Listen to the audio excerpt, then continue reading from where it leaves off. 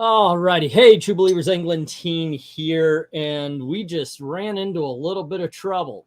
Okay, see, Dan Slott did this whole Twitter thing where he explains to everybody, hey, I'm the writer, go yourself. Now, granted, I just said that in the 15 minutes, but I didn't cuss, okay, or 15 seconds. But Dan Slott did, however, go off on a big old, like, 6-tweet tangent telling us how it is impossible. It's impossible to destroy a character. And I'm thinking, bull crap, in 10 years, you guys not only destroyed a character, but 2 major freaking comic book companies. So I wanted to talk about that. But the problem ran into was that Dan Slott has me blocked. So I had to actually start up a whole new Twitter page in order to even see what he was talking about. Turns out StreamYard won't share that Twitter page. So a lot of you're gonna have to take a lot of this as rote, is that I'm telling you the truth, and I apologize in advance for the fact that we're not able to show things. Wally West, Steve Rogers, just to name a few. Yeah, well, of course you can focus on Spider-Man. Wow. Let me see if I'm gonna try it one more time here. Yeah. Well, we don't call him. Oh, go on ahead. I was going to say, we don't call him Slotto Blocktavius for nothing. Yeah. Oh, by the way, I did kind of go down a rabbit hole doing all of this. I looked for. Oh, there we go. There we go. I think I found it. Yes. All right.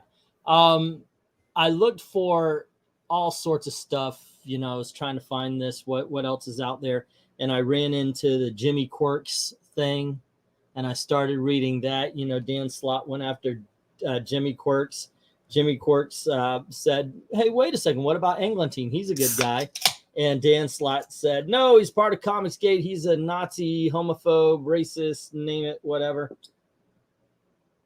Dan Slott is exactly what I talk about when I say he is someone who has all these opinions of people that he would never condescend to talk to.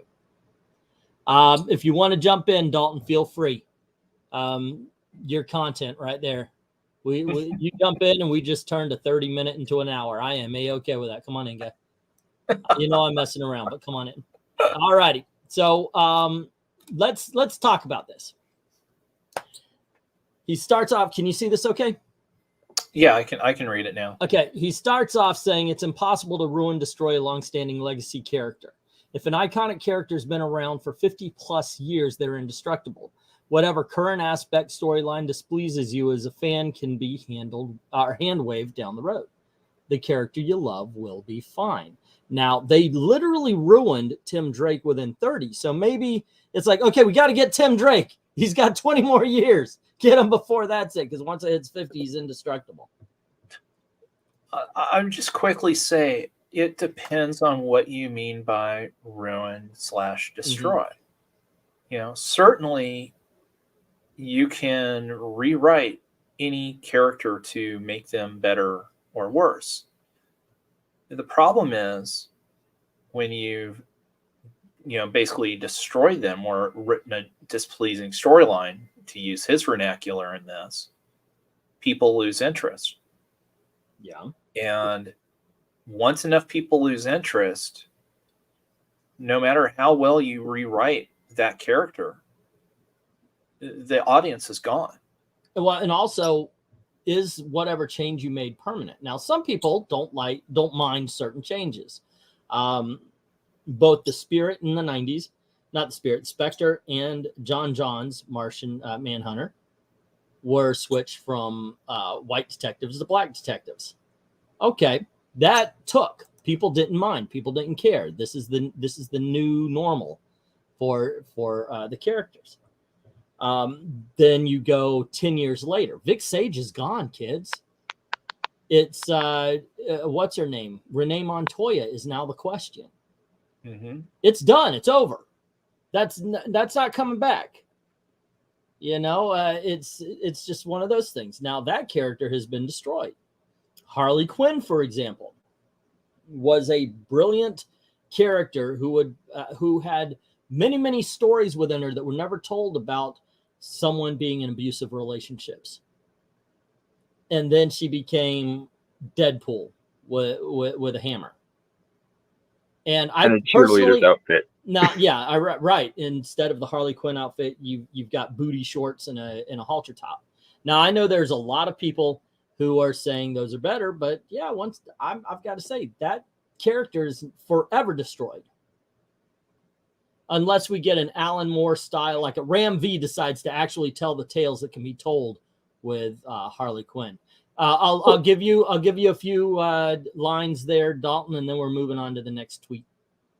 Well, I guess the biggest question is how much of the character is being altered in any given retcon or storyline, because little things can be altered back, like a personality can be tweaked here or there or something like that. But once you establish, like, for example, once they established that Green Arrow was an old lefty, to use the quote, that's basically stuck around. Same thing with the Question being a Randian objectivist. That's always going to stick around because that's formative to the character.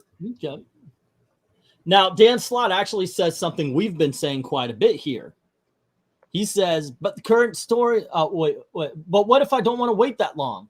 If a legacy character has been around for 50 plus years, chances are good there are hundreds, if not thousands, of stories about them in various media you haven't read, experienced yet. Obviously, for the most popular characters.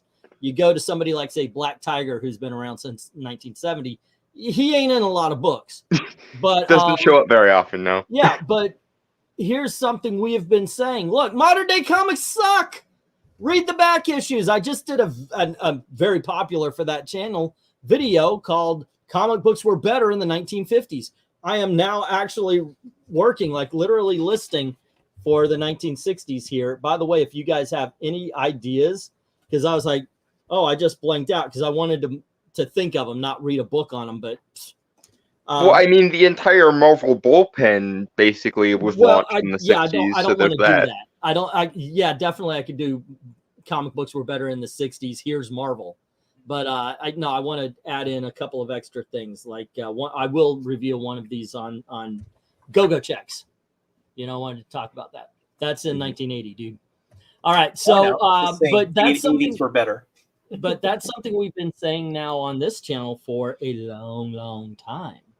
Is that, hey, if Marvel Comics, DC Comics suck, go to the back issues. Have you been reading Spider-Man? You don't like them for $4? You can find a Spider-Man title for $4, maybe $5 to $6 each from the 1970s. Go to Peter Parker Spectacular Spider-Man. You're going to have maybe 4 issues that are high priced, 5.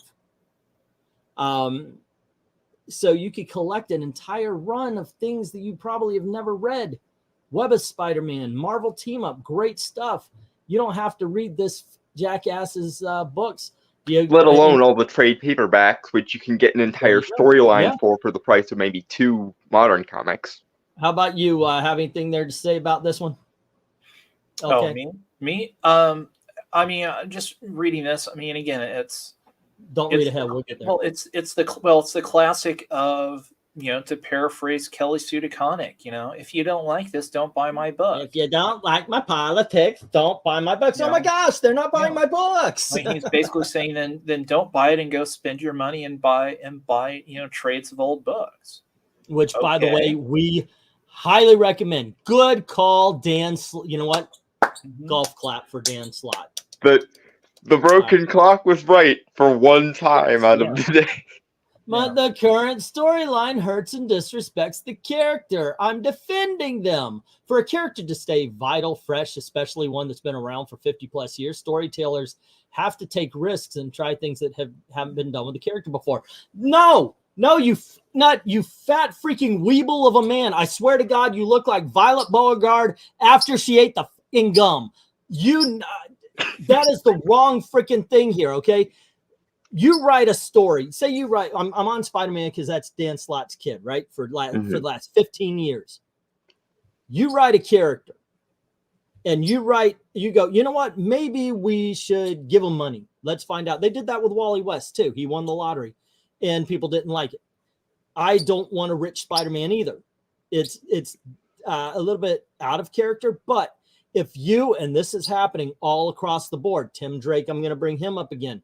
If you write a character out of character, you're not trying something new, you're fucking it up. Spider-Man should always be about responsibility. Superman, no matter the battle, should always be more human than human. He should be more us than we actually are. He's a paragon. Yeah, with the powers of the gods.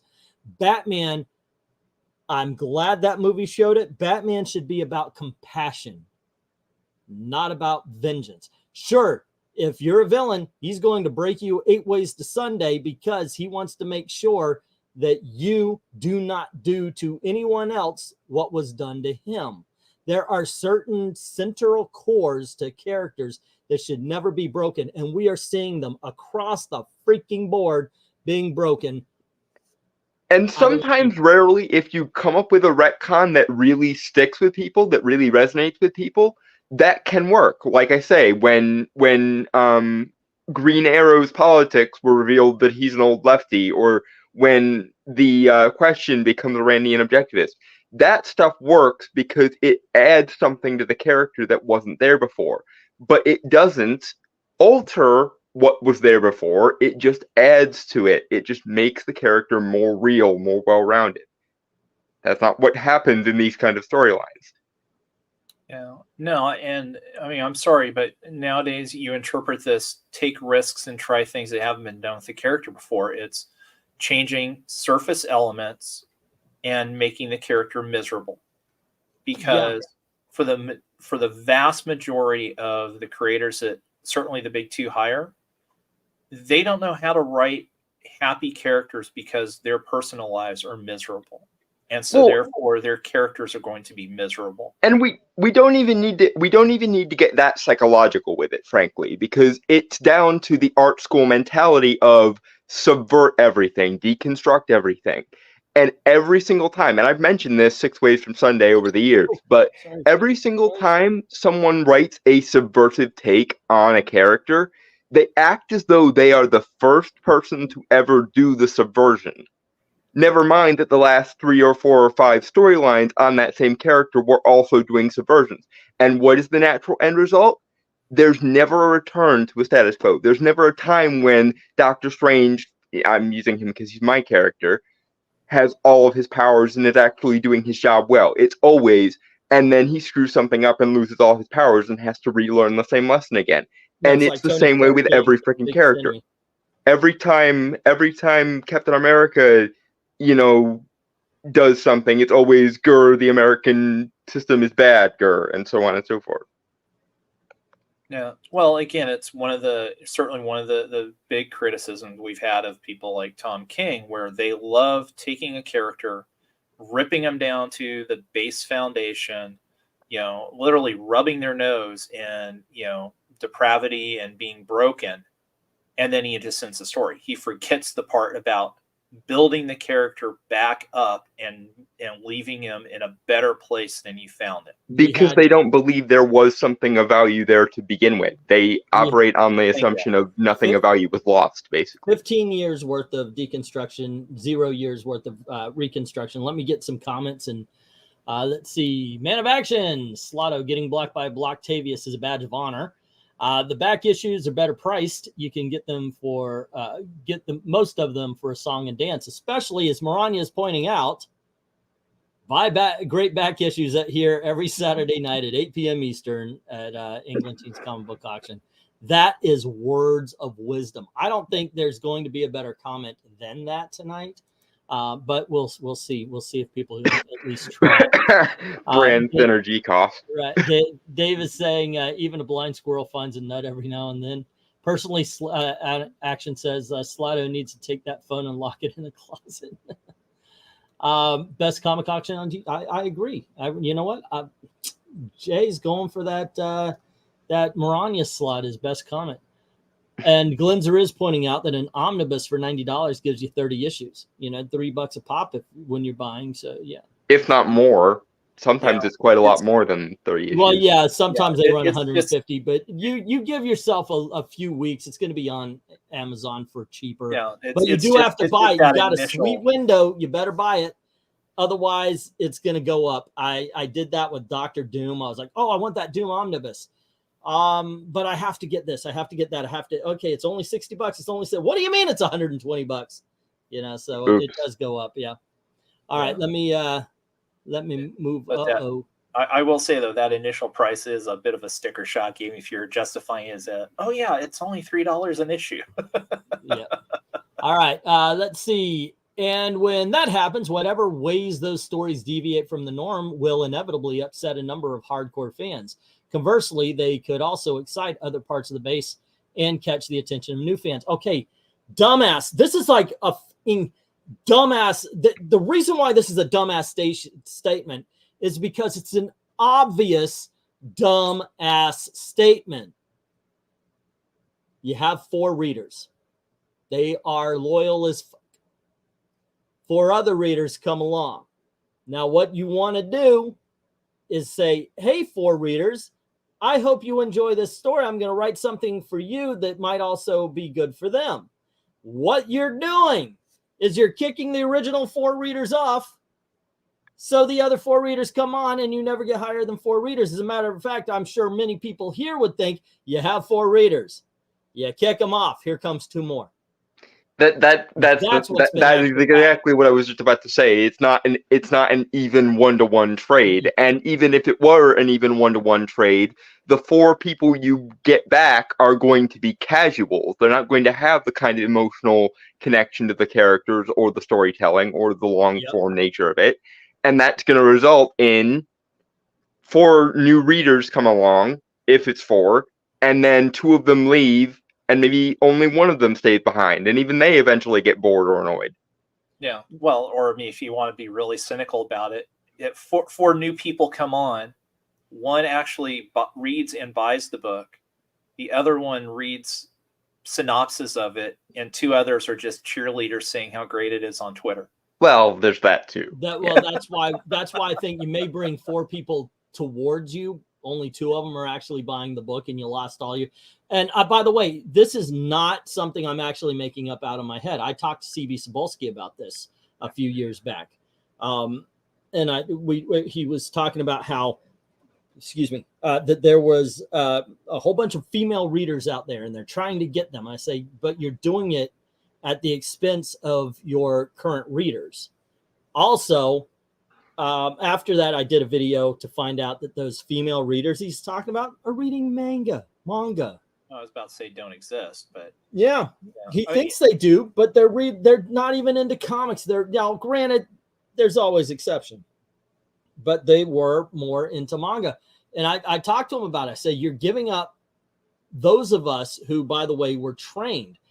I, to a lesser extent, LK, to a greater extent, Eric, were trained to get every issue. If you like, is in my case, Legion of Superheroes and Teen Titans, you would get every iteration and try to fill up every number, because that's what you did. That's how you collect comics. And nowadays, as LK said, you're not getting people who are obsessive as we are. Yeah. All right. Well, and I'm just gonna throw out here at the end. I mean, this is not necessarily a popular opinion, but comic books are a masculine property. Yeah. It's the modern mythology. It's the adventure stories. They appeal to males more than females. It's my biggest problem. Again, it's why it's turned out having Disney purchase Marvel and Star Wars has been the absolute worst thing possible. They're all about the princesses. They have their plans, by the way, to make this their guy thing.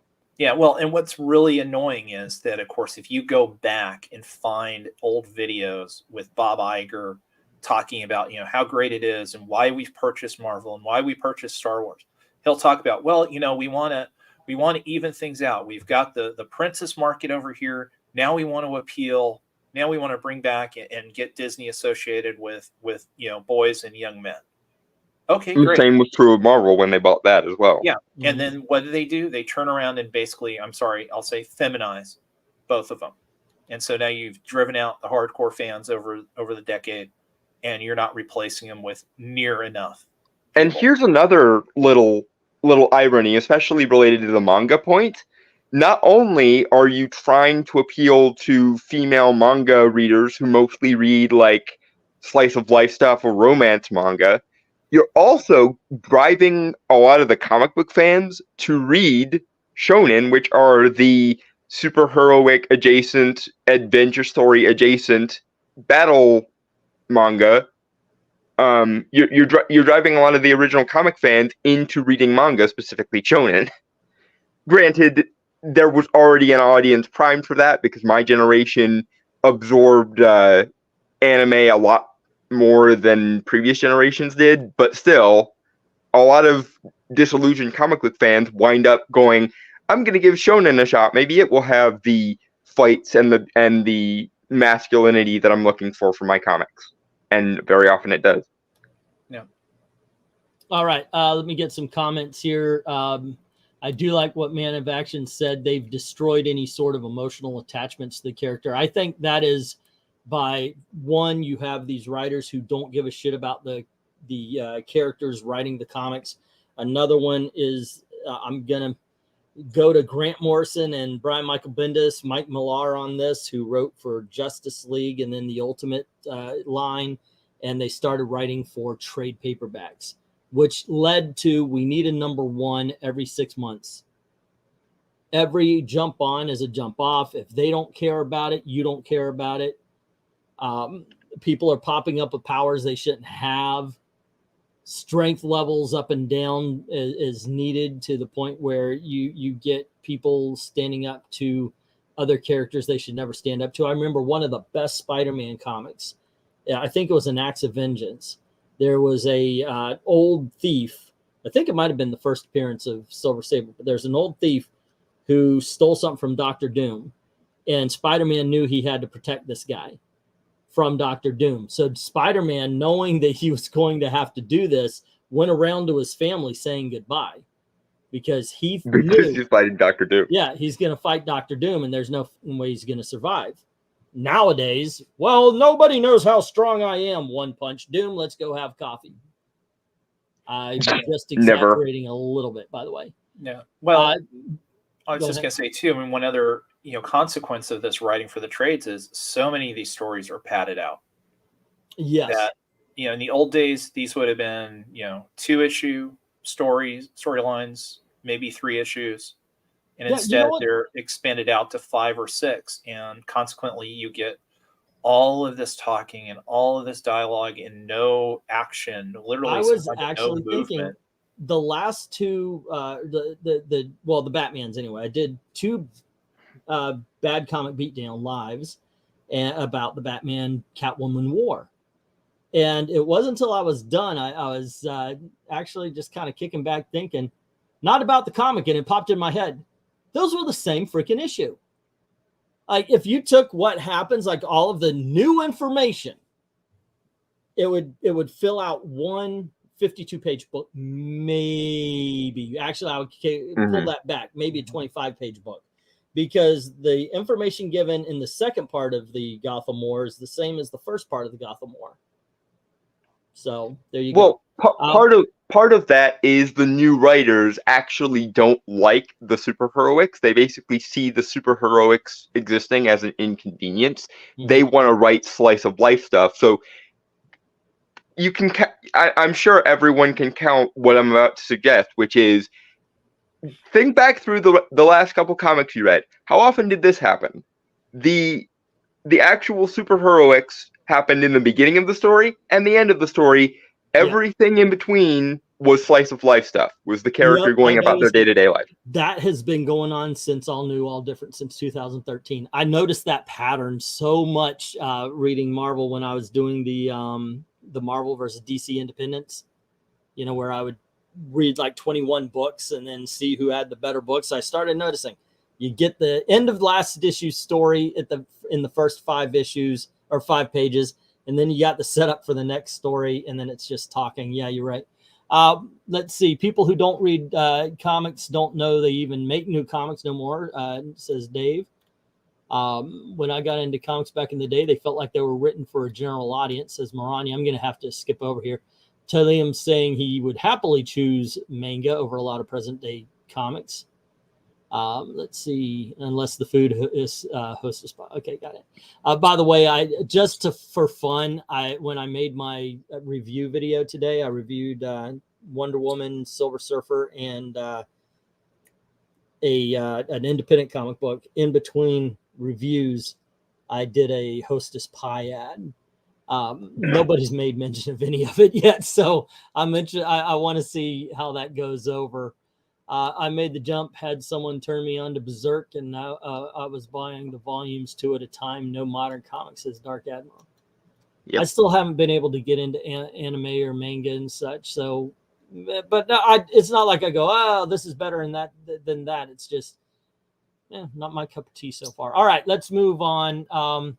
Dan says, without these wild swings and stories that take big risks, there'd be danger of property growing stale and predictable.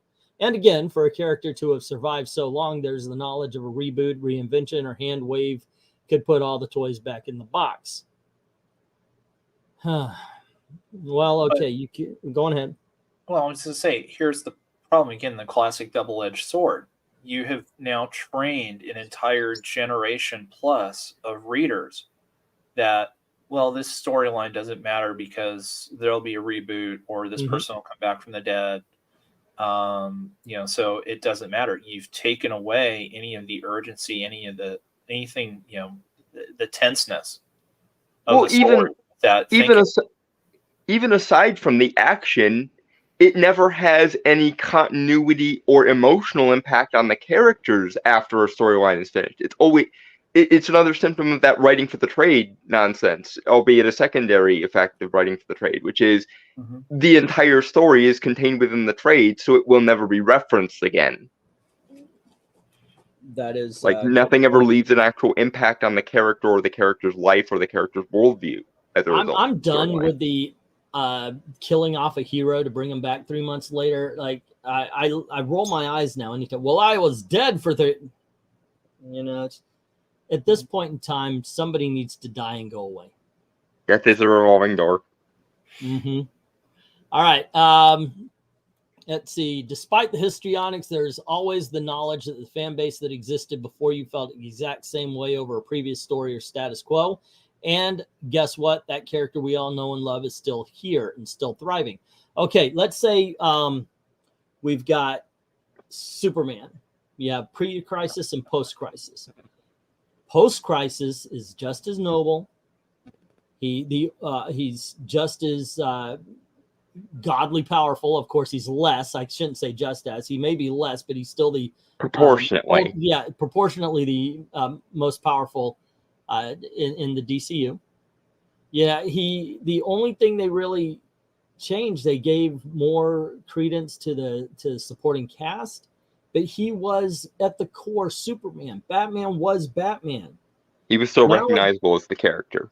Nowadays, they don't care. And more to the point, and the thing is they will not change it. There's no way, shape, or form that Tim Drake is going to stop being gay. Not bi. He's never been bi. He's gay. There's no way that Falcon is going to say, you know what? I want to keep my own identity and be the Falcon. I don't need to be Captain America. Captain America is my friend.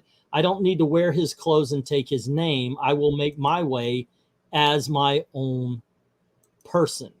There's no way that they're going to allow that to happen. So Captain America, Falcon Cap, whatever you want to call him, is ruined forever. Hello to RDV and to Dominic. What's up, guys? Hey, you're talking about my boy.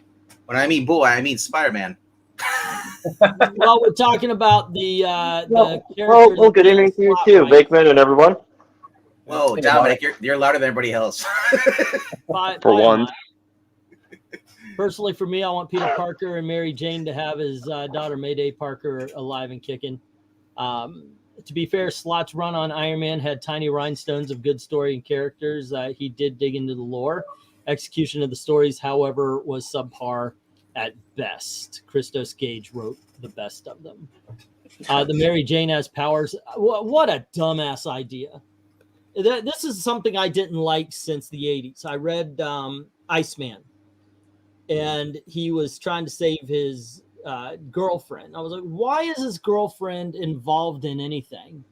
You know, Lois Lane gets involved in stuff because Lois Lane is in love with and around Superman all of the time. Okay, fine. But even when she had her own series, it wasn't, I'm going to go out and stop crime. Yeah. So apparently Dan Slott is an idiot, because I thought he was involved in that whole Spider Island thing where people hated that when she had powers. That was so horrible. I checked that out of the library, and it was god awful. But at least in that book, Mary Jane realized that she doesn't want powers. What powers did they even give her? She had spider power. Everybody was infected with spider powers. What? Webbing, yes. And they altered the giant spiders. Yes, that was the whole thing. Like, I could see giving her a different set of power, like a completely and utterly different set of powers, and then they could complement each other. But, like, good God, why would you give her spider powers? The major difference is that she had more respect for Peter then, before she turned into a giant human spider.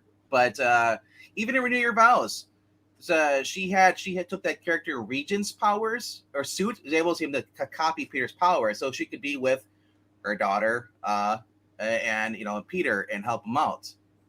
But like you said, like, it's just like, this is basically giving her powers, and she has no respect for Peter Parker whatsoever. And they're just, of course not. It's basically calling her Jackpot 2.0.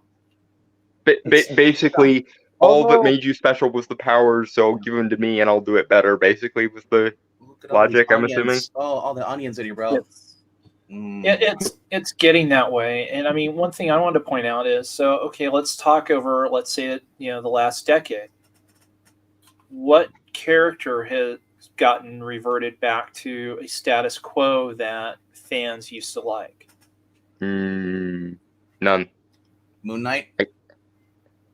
Maybe Moon Knight, but Moon Knight has had some good storylines, but to be fair, he never really left his status quo, so I don't think it's a reversion back to normal. Bendis wrote him. But again, it's his whole point of saying, oh well, if you're upset that a character is not the way you like, don't worry, it'll eventually come back. It's like, will they ever though? Is the thing. Under this current regime, with this group of lunatics running the asylum. If I wrote Tim Drake, I would write him waking up and finding out that he'd been mind controlled by Bernard.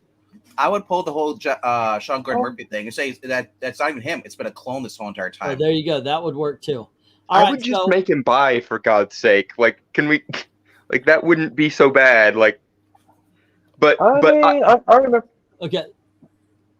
I mean, I remember, like, in the original Robin series, like with Tim Drake, right? There have been like moments like throughout the series that Bernard like actually crushing on Tim's mom, and absolutely. other girls. Bill Willingham actually said he wrote the character as a hornball to crush on his mom. Okay, so the next one goes. Also, if you think storyline has been broken, your favorite character for all time, and you can't come up with an idea for a story that fix it, then your fan powers are lacking, because I guarantee you there are hundreds, if not thousands, of fans who come up with a fix. Okay, just have Peter Parker and Mary Jane start dating each other, and then as they're dating, their memories begin to come back. Maybe they don't even come back or hers does. Maybe they don't even come back like in a big wave. They just remember this and they remember that, and it becomes more deja vu for them to always be together. Like, they are drawn together to show that they are, in fact, soulmates, that no matter what Mephisto does, it will not stick.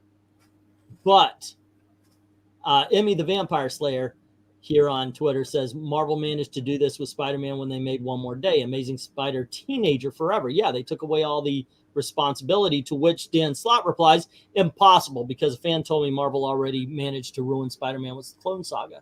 And when I got in a time machine, another fan told me that they managed to do that with the Gwen Stacy and so on and so on. It's amazing how many times Marvel's managed to do that. In other words, Dan Slott is telling you to stop buying comic books and go take your favorite characters and make your own stories. Yeah, something like that. At least, Well, and well, here's with fan fiction writers, like you can tell they have a genuine love and respect for the characters because they actually grew up with them. So, So sorry. Okay, go on ahead, RDV, and then I'm gonna move on to one more thing about this particular topic. Yeah, he brings up the Clone Saga, but both Clone Sagas arguably are better than anything that's come out in 20 years in Spider-Man. well, that's yeah. Okay. But the other thing is, it's a difference between a bad set of circumstances or a bad storyline and something that has an irreversible effect on the character and changes how the character actually operates and functions, period. Because that's most of the bad storylines in recent years. It's not just, oh, this time they were being written by a stupid person who had them doing stupid things that we can forget about 5 minutes later. This now affects how we have to interpret the entire character moving forward, and it will never be able to be organically put back. And even if it could be, no one who would put it back the way it was is ever going to be hired. Because I guarantee you that if Dan Slott ran across somebody fanficking away the things they didn't like about modern day Spider-Man, he would call them toxic fans. He would call them sexist, racist, etc., and so on. And it would never be taken seriously by the mainstream. Yeah, it's all that's the point. You get rid of even in the Clone Saga, as bad as cringe as that maybe is, it's heavy saying, "Oh, it ran for 2 weeks long." Guess what? He was married to Mary Jane. They had a happy marriage. Mm-hmm. This is all anti-Spider marriage. Okay, now just to show that it is more than what he's talking about, that he does have malice towards fans. This page was shared. Well, he quote tweets them all the time. He blocks them and quote tweets them. So we see Mary Jane and Peter standing he's standing in a hallway. Instead of taking all these steps back, Mary Jane says, "You want to move in with me?" Peter replies, "Just for a few days, MJ, in the spare room. The two of us living together again?" And they stare at each other and then start laughing out loud, saying, "Oh, honey, I'm home. Ha, ha, ha. How was your day? Oh, needed that. Good luck, Tiger. Yeah, I should be going. See you later." So there's no point in that particular thing except for to push it and kind of stick it to the fan base that wants to see these two together again. Yeah, it's contempt. It's straight up contempt. I follow at least 3 different people who are basically Spider-Man fans and stuff, and they're always being quote tweeted or Dan Slott talking about them, even though he's got them blocked. And it's like it's a point where he's focusing more on what people are saying versus actually giving what people want. Actually, a decent book. Mm-hmm. Well, it's something because all I keep hearing is that fans want these two back together, and all I keep hearing from Marvel is you fans, and that's how dare you insinuate that we should do what you want us to do? Basically, when you're going with Mary Jane. They can't have a married couple. Look at Superman and Lois Lane. It's been going pretty damn well for the last 30 years. Peter and Mary Jane are together in every other source of media except for the comic book. Shows you how stupid Dan Slott is. It shows how stupid the editors at Marvel are.